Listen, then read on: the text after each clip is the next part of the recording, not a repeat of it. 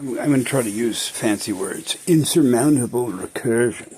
In that, well, when you touch your phone, if it's been off forever, the second you touch it goes look and post, and also, even though I quite mentally knew, time being, say, a new day after midnight, why the watcher was watching, let's say genetically, someone. Anyhow, and then yet the technology just kind of wincily hosed a little bit, but Mummy said mentally, "Ooh, time to come home."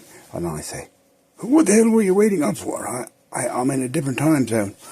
Yeah, and always have been. But still good now, isn't it? Happy-go-lucky. I hope it's all good. But just remember that even with technology, and there goes the phone, being so slow I don't even see myself.